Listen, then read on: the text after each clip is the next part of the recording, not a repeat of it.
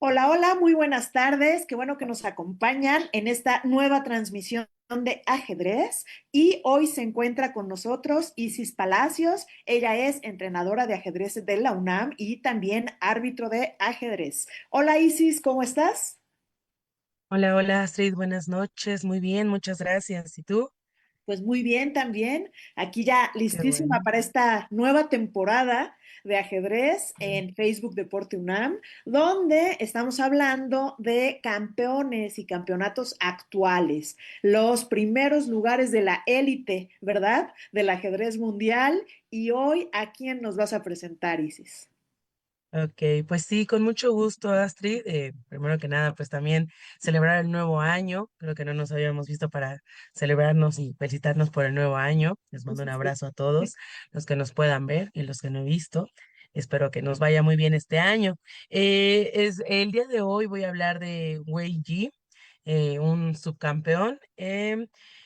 Y bueno, actualmente este chico tiene 26 años, nació el 2 de julio de 1999.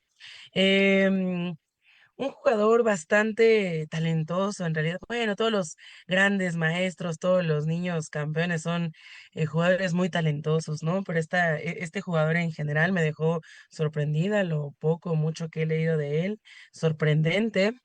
Para presentarlo antes de checar la partida que estamos viendo, bueno, que vamos a ver, te cuento, Astrid, que a los 9 años ganó el campeonato. Bueno, él empezó a jugar a los 6 años, ¿no? Y solo 3 años después ganó el Campeonato Mundial Sub-11. A los 13 años consiguió el 11.º puesto en el Campeonato Mundial Sub-20. A los 13 años y 8 meses consiguió el título de Gran Maestro. Se convirtió en el jugador más rápido de la historia en conseguir la clasificación de 2600 de Elo. O sea, a los 13 años y a los A 15 los años también 13. superó a Magnus Carlsen justamente, y logró una clasificación de 2700 de Elo. ¿A qué Un edad le jugador ganó a como... Carlsen?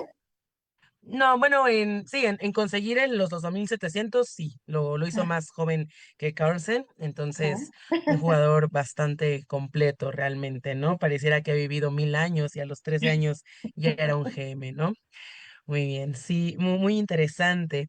Em, También me llamó la atención, por ejemplo, que este jugador en el 2018, te comentó, bueno, te lo repito, en 2015, con 15 años, llegó a los 2700, pero en 2018 se retiró un poco, dejó de lado el ajedrez porque entró a la universidad, entró a la Facultad de Economía y se retiró unos años, pues para dedicarle bueno, toda su concentración a la facultad. Hace poco volvió, me parece que en 2024 volvió y bueno, para mencionarte nada más que junto con Dean Gliren están en ¿cómo se llama? En el equipo olímpico de China, entonces ya con ellos dos tienen un gran equipo, ¿no? Ese es el marco para presentar a este gran jugador. Ajá. Y bueno, Astrid, ¿qué piensas? ¿Qué me No, pues, dices de este jugador tan completo? impresionante, ¿no? Impresionante. Ya Impresionante. quisiéramos tener una personalidad así en México. Súper chico, un talento, bueno, toda la tradición, ¿verdad? Del ajedrez en China está súper, súper fuerte. Y pues bueno, impresionada de los resultados de este chico. Sí, sí, sí, también hay que recordar que, pues sí, los chinos son demasiado comprometidos, ¿no? Creo que no podríamos estar tan lejos en México porque últimamente el ajedrez mexicano tiene un boom muy grande. Ujú. Agradecidos con el de arriba por este boom, pero sí nos hace falta un poquito más de disciplina. Pienso que todo tiene que ver con muchísima disciplina, ¿no? El talento ahí está, solamente falta disciplina y poder explotarlo. En fin, bueno, te comentaba, esta partida fue justamente el campeonato del año pasado, del 2025. Es la primera partida de la semifinal y em, me pareció muy interesante porque justamente la jugó contra Sindarov, Wei Yi lleva las piezas negras y Sindarov a mí me pareció interesante porque Sindarov fue la persona que no es que eliminó a nuestro Pepe Martínez del campeonato. Entonces me parece interesante la partida. Muy caótica, Astrid, muy, muy caótica. Creo que esta partida, a final de cuentas, es una exhibición. Creo que nos hace falta muchísimo tiempo y más allá de tiempo de exposición, nos hace falta mucho tiempo de estudio para comprender todos los planes que los GM sí tienen, ¿no? Entonces, esto va a ser como un mero... una somera exposición de toda la partida. Me parece importante, es muy táctica, es rápida, y cabe resaltar, bueno, no les puedo dar el spoiler, pero bueno, vamos a empezar, ¿de acuerdo? Vamos a empezar, repito, Sindarov lleva piezas blancas, quien elimina a Pepe Martínez, y Wei Ji lleva piezas negras. Empiezan con E4, E5, caballo F3, y Wei Ji se decide por hacer una apertura, una defensa, perdón, una defensa Petrov. em, Bastante sólida, me parece que las piezas negras tienen una defensa bastante sólida. Recordemos, Astrid, que la principal jugada, o bueno, la principal línea en la defensa Petrov es caballo por E5, caballo por E5. Una vez que comen al peón de E5, las piezas negras hacen D6, realizan D6 y el caballo blanco regresa a F3 para después poder capturar al peón de E4. Me parece que es la línea principal en la defensa de Petrov. No hay mucho que decir de ella. Desaparecen los dos peones centrales y me parece que la partida está muy equilibrada, ¿no? En esta partida, y después, perdón, en esta posición, las piezas blancas deciden no entrar a la defensa, a la defensa, perdón, a la variante principal, que es caballo por E5, y deciden hacer D4. Me parece una jugada que también es común, no es eh, tan rara, van por el centro y me parece bastante propositiva, ¿no? Porque van a jugar mucho por el espacio, le están abriendo la diagonal al alfil de casillas blancas y vemos que las piezas blancas tienen a sus alfiles con bastante espacio disponible.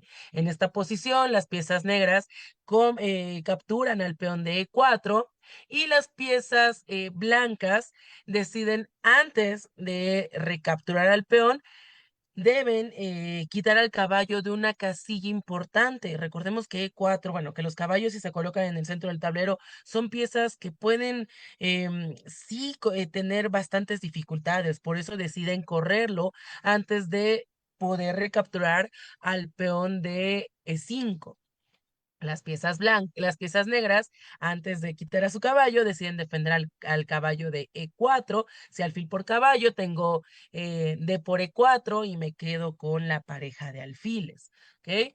Ya en esta posición, las piezas blancas deciden capturar al peón de E5 y las negras hacen caballo de 7. ¿Vale? Repito, esto es completa igualdad. Están muy parejos y Wei Yi en esta posición me parece que se enroca, sí, la línea principal es enroque. Bueno, perdón, la línea que juega Wei Yi es enroque. En esta posición lo que más comúnmente se juega es caballo por D7, perdón, caballo por D7, alfil por D7 y enroque corto, alfil D6.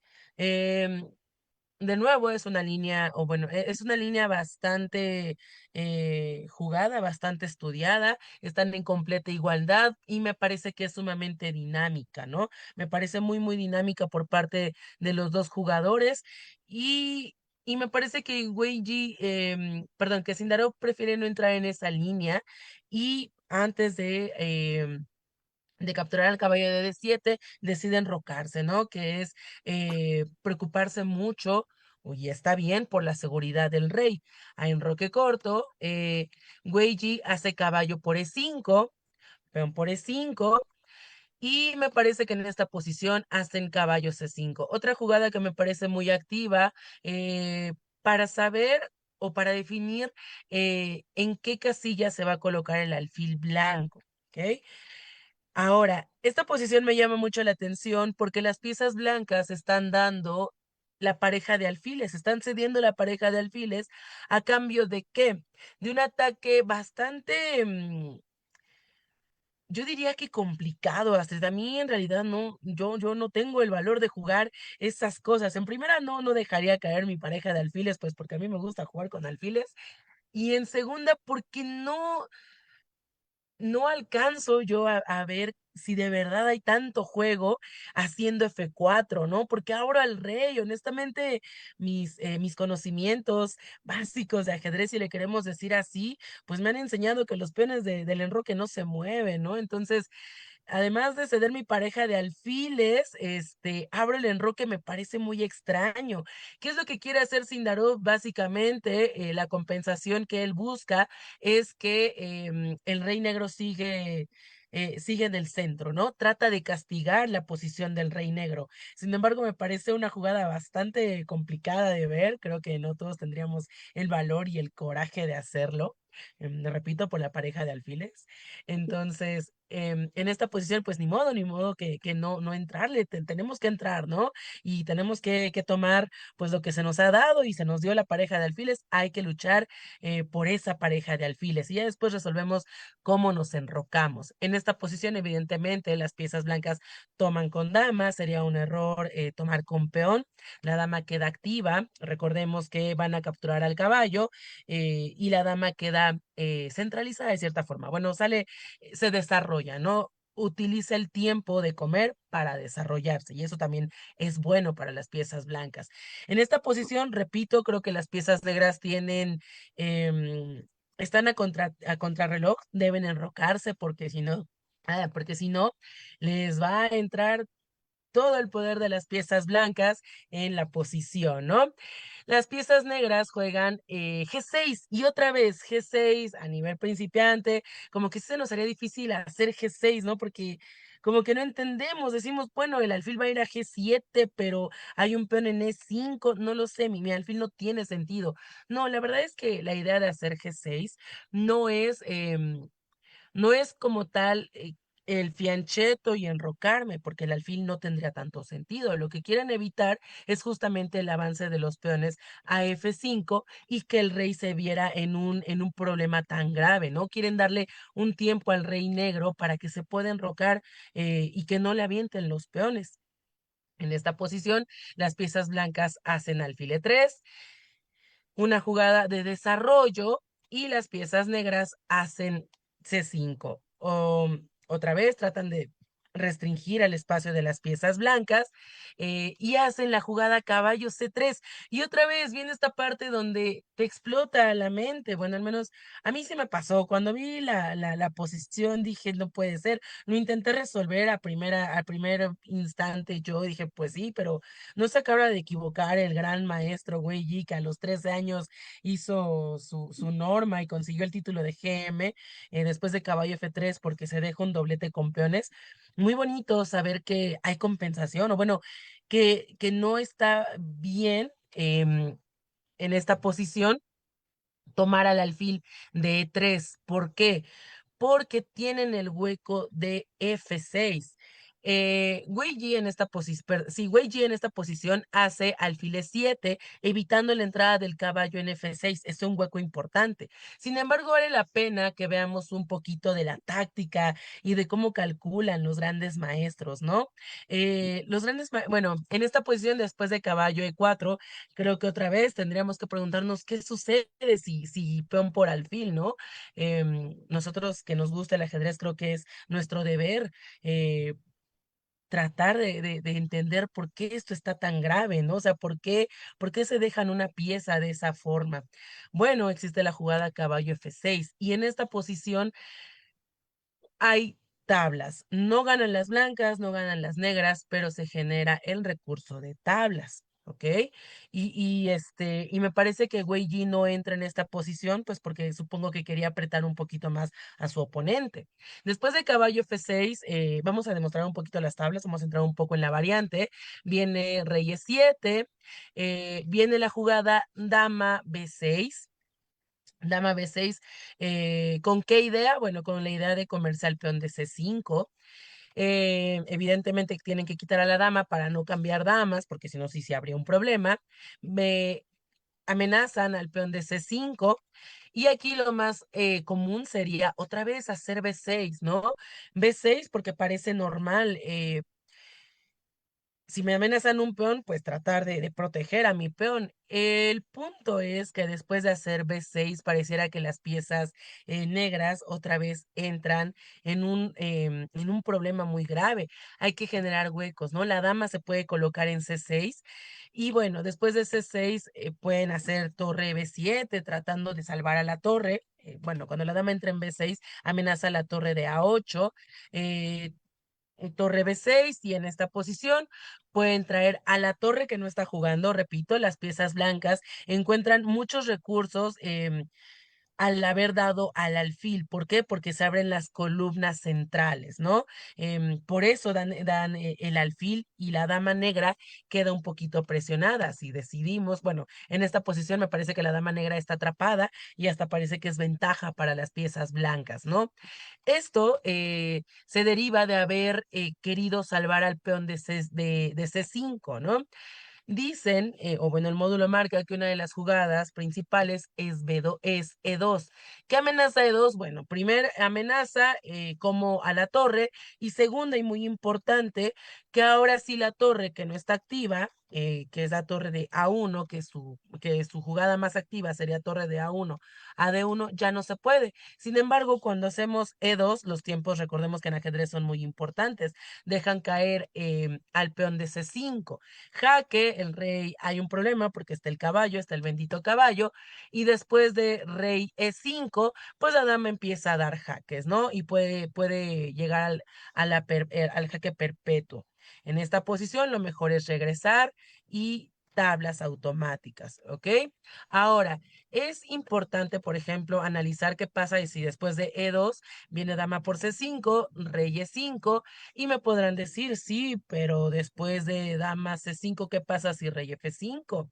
Bueno, pues rey F5 siempre hemos sabido que los reyes en el centro con tantas piezas es un error, ¿no? Tenemos mate en 1 y después de G4 se firma la papeleta, ¿de acuerdo? Ganan las piezas blancas, no pueden... el rey no puede salir a pasear realmente, ¿no?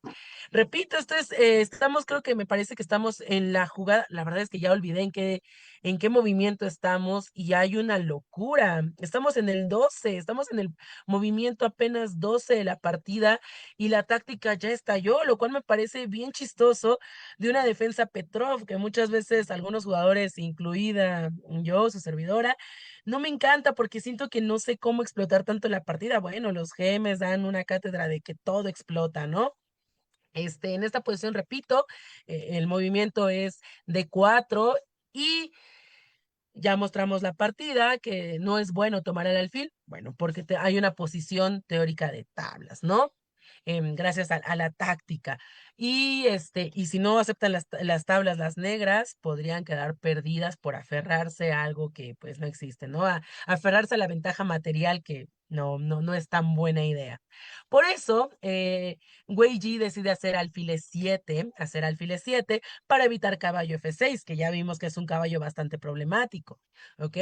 Después de E6, evidentemente, ahora sí es un problema si me comen al alfil. Sindarov simplemente retira el alfil y otra vez pareciera que todo está equilibrado. Quiero decirte, Astrid, que toda la partida, aunque es un caos táctico, me parece que hay muchísimos golpes tácticos, todo el tiempo estuvieron igualados, ¿no? Una partida tan caótica, todo el tiempo igualados, increíble la posición. Las piezas negras otra vez hacen una jugada muy activa, clavando al caballo, no pasa nada, la dama se quita de la clavada del alfil para que no exista algo chistoso por ahí. Y las piezas negras logran enrocarse y pareciera que otra vez el plan de Sindarov no fue tan bueno porque quiso hacer F4, E5 para aplastar al rey. Bueno, pareciera que Wei Ji lo ha logrado, ha podido ocultar a su rey, lo tiene seguro y sin embargo hay que seguir proponiendo, ¿no? Sindarov sigue haciendo G4, quiere seguir aplastando a las piezas blancas, tratar de aprovechar los huecos de la posición. El alfil se coloca en D7, muy importante. A mí me gusta incluso que en algún momento quizá veamos de manera muy somera la diagonal donde está la dama y la torre. Sindarov hace alfil G3. viene la jugada de tres. Otra vez, una jugada bastante interesante porque pareciera, o bueno, no pareciera, están dando el peón a cambio de otra vez muchísimo, muchísimo dinamismo, ¿no? Y otra vez viene la idea principal. Esto es básico, no pueden comer con dama, deben comer con peón. Si comen con dama, cae el peón, perdón, si comen con, ay, perdóname. Si comen con dama, automáticamente cae el peón de G4. Y otra vez, hay que tener en cuenta cómo los grandes maestros tienen una habilidad espacial impresionante, ¿no? Ahorita no, creo que esa es una táctica básica que todos podríamos ver. Repito, no pueden comer con dama porque cae el peón de G4. ¿Ok? Cuando comen con peón, C por D3, hay que entender una cosa, las piezas negras tienen pareja de alfiles y son alfiles que se van a activar y que van a explotar la posición demasiado rápido. Viene la jugada F5, peón por peón al paso, y en esta posición viene la jugada alfil F6. Y ahí, otra vez, es una jugada que estaba bastante bien calculada de Wei Ji. ¿Por qué? Porque después de esto los alfiles se activan. Y ahora me pareció muy importante recalcar cómo la dama blanca queda sobrecargada, ¿no? Debe estar protegiendo al peón de G4 o debe proteger al peón de B2. Y seguramente deben existir muchísimos estudios y muchísima teoría sobre cuál es el peón que podríamos o no dejar caer. En la posición, Wei Ji hace torre de A E1, alfil, alfil de 5, perdón, alfil de 4, haciendo jaque intermedio. Y otra vez viene la parte táctica de nuevo, ¿no? Pareciera que Sindarov de nueva cuenta se equivocó. Y esta es, me parece que la más bonita o la más, sí, la combinación más interesante de toda la partida. Otra vez pareciera que se equivocó porque parece táctica básica, ¿no? ¿Qué pasa cuando el alfil se va a F2? Bueno, la torre queda desconectada del peón de F4. En la posición, repito, perdón, te comento, no repito, te comento que Wei Ji hace la buena, que es hacer alfil B5, colocando la presión sobre la diagonal que ya había comentado, ¿no? Donde está la dama y la torre. Sin embargo, otra vez, creo que es muy interesante ver qué pasa si torre por F4. No me podría ir muy mal. Otra vez, a torre por F4 hay muchos recursos, ¿no? Viene alfil por D4 porque pues ya estoy ahí, debo entrarle en la posición y alfil por D4 pareciera que otra vez estoy ganando peón, ¿no? Si torre por G4, creo que ese es el punto en el que quería llegar. Si torre por F4, perdón, si torre por G4, jaque, em, el rey se va a la casilla H1. ¿Qué hay que hacer a rey H1? Alguien por ahí en la transmisión nos podría decir qué pasa si rey H1, cómo seguimos castigando la posición de las piezas blancas. Viene la jugada, C por D4, recaptura al alfil, no pasa nada.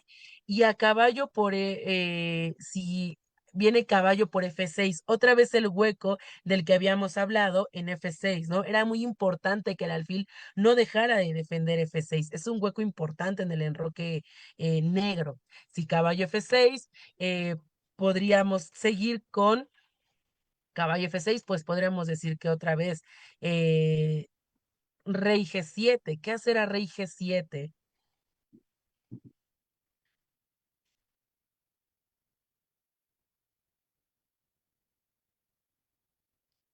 Rey G7. Ok. Pues ya, perdieron la Pierde torre, ¿no? calidad. Ya recuperamos calidad y perdimos la torre, ¿no? Creo que no hay mucho que decir. Ok, vamos con la segunda línea. En esta posición G4 no es tan buena idea de capturar al peón de G4. Viene la torre por F1, lo cual a mí también, a primera vista, otra vez, cuando vi por primera vez la posición, dije, pues torre por F1 no me puede pasar nada tan grave. Sí pasa, realmente sí pasa. Viene torre F1 y pasa porque básicamente las piezas blancas están dominando la columna F, donde el rey está y hay muchísimas complicaciones tácticas. Todas son complicaciones tácticas. Después de torre F1 podríamos seguir con digo, peón por alfil, porque si no tendríamos desventaja. A peón por alfil podría venir caballo F6, otra vez explotando el hueco.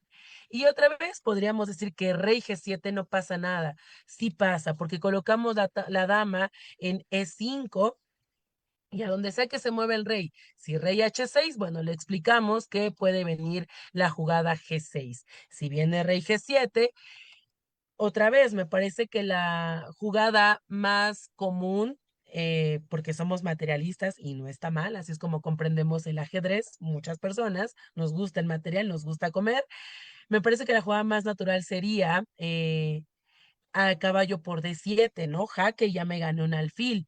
La mejor jugada es caballo E8, ¿no? No siempre el material es lo mejor. Y después de que el caballo se va a E8, una única casilla del rey negro es G8. Y bueno, mate con dama G7, ¿no? Aquí recordamos que entonces el material no siempre es la mejor opción. Gran posición, ¿no? Es una posición sumamente caótica. En fin, la variante de que la torre se coma al peón es perdedora para las piezas negras. No deben comer al peón de F4. Se ve raro, ¿no? En general, en nuestras partidas quizá pues sí podemos caer, pero ya cuando vemos a grandes maestros y vemos ese tipo de saladas decimos, debe haber algo por ahí, ¿no? No creo que se dejen un peón tan gratuito, ¿no? Evidentemente, Wei Ji no cae en la trampa, que es muy importante que nosotros entendamos porque es una trampa. Repito, hacen alfil B5, otra vez activando al alfil. Recordemos que muchas veces estas partidas se definen por qué tan activa es la posición. Viene dama F3 y en la posición viene ahora sí, repito que la dama estaba sobrecargada. La dama no se podía quitar de la casilla E2 porque cubría ambos peones, el de G4 y el de B2. Güeyi decide capturar a su peón y en esta posición me parece que tienen igualdad material, estamos iguales, ¿de acuerdo? Porque recordemos que cuando hicieron desde tres las piezas negras, habíamos quedado que habían dado un peón a cambio de actividad. En esta posición ya recuperaron al peón y pareciera que ya hicieron su travesura. Esta posición otra vez es interesante porque otra vez parece que la torre está molestando a ambos alfiles. ¿Cómo podemos evitar que me coman ambos alfiles? Pues hay que tratar de generar el intercambio de damas, ¿no?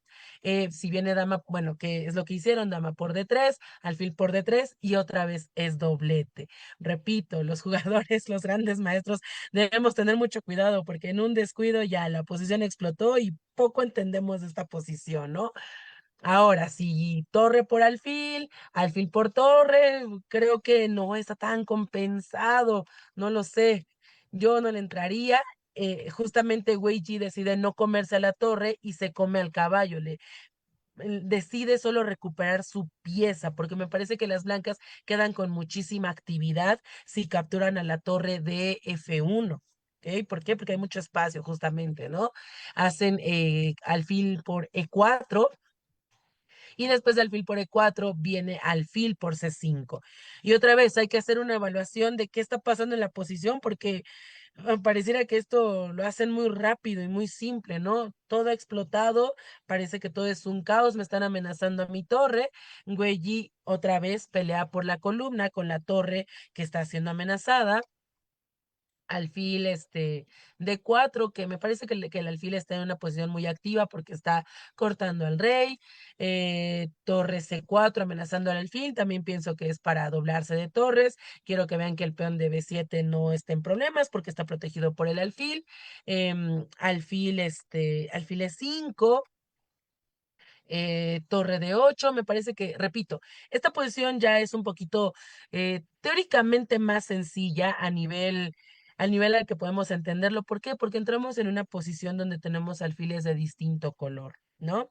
Cuando tenemos alfiles de distinto color, teóricamente en muchas ocasiones son tablas, ¿no? Es muy difícil generar algo en estas posiciones porque los alfiles van a contener el avance de los peones, ¿no? Los alfiles se pueden contener bastante bien.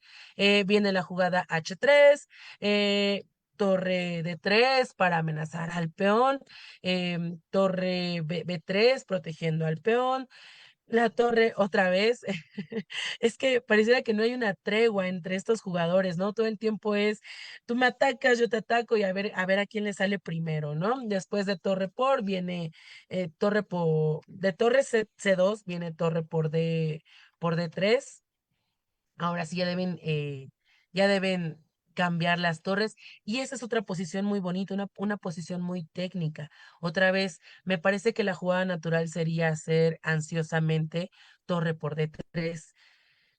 Sin embargo, la jugada correcta sí es torre G2 jaque, aprovechando un tiempo, porque igual la torre blanca va a caer, ¿no? La torre que está en D3 va a caer por el alfil. Hay que aprovechar el tiempo y las piezas negras obtienen un peón. ¿Ok? Es muy bonito, ¿no? Quiero que vean que torre G2 es jaque, la torre de D3 sigue amenazada, cuando se quita el jaque cae un peón, y sigo teniendo a la torre cuando yo quiera, ¿no? La torre no se ha quitado de la amenaza del alfil. Viene la jugada torre F3 para proteger a su peón, de todos modos va a caer, tiene que caer. Viene torre G3 amenazando la torre. Y viene la jugada rey H2, torre por F2, torre por F2, alfil por F2 y esta posición.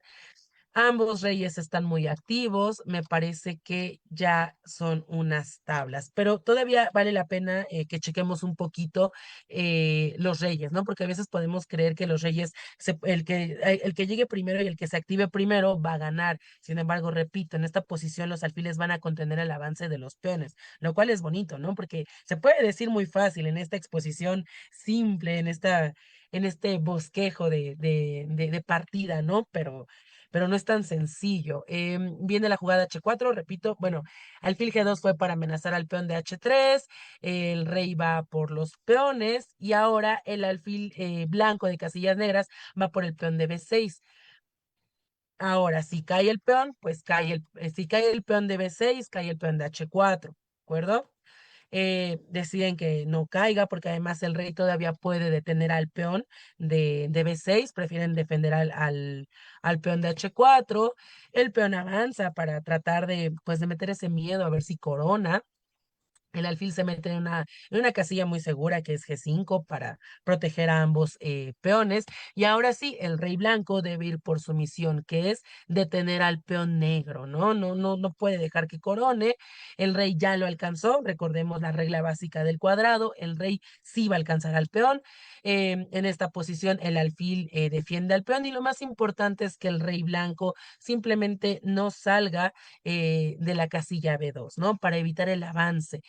Esta posición ya no se puede progresar. ¿Por qué? Porque aunque el rey se coloque en la casilla H5, el alfil se va a colocar en la misma diagonal para seguir protegiendo al peón de H4.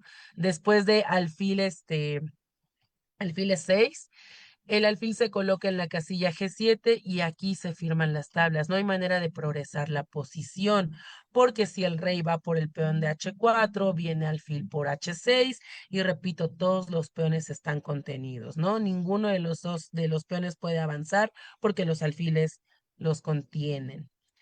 Y listo, no sé, Astrid, siento que fui muy rápido, siento que la posición es sumamente caótica, valdría la pena estar viendo posiciones teóricas de todo lo que ocurrió y muy tácticas en realidad, sí, teóricas, las líneas básicas de la defensa Petrov, pero también mucha táctica, ¿no? Mucha táctica, es impresionante cuánto pueden calcular los grandes maestros, ¿no? Alguien con un poquito más, con menos presión nos tronamos, ¿no? Ellos jugándose el campeonato del mundo súper concentrados.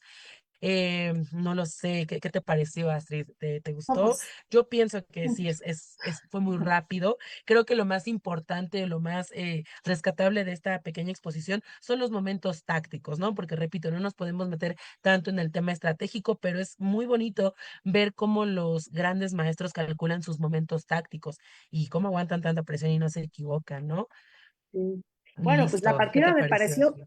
súper interesante y la verdad es que estar viendo partidas actuales, ¿no? Cómo están jugando, por ejemplo, estos jugadores tan jóvenes, ¿no? Tan talentosos, grandes maestros en la mera élite del ajedrez mundial, ¿no? Y ver cómo el estilo de juego que tienen ambos, pues bueno, sumamente interesante. La partida, mencionaste las líneas alternas, todo lo que nosotros analizamos con calma y con la computadora, pero bueno, como dices, ¿no? Todo esto lo calculan en una partida viva donde los nervios, la presión, etcétera, y su forma de juego. Sumamente interesante la partida Isis.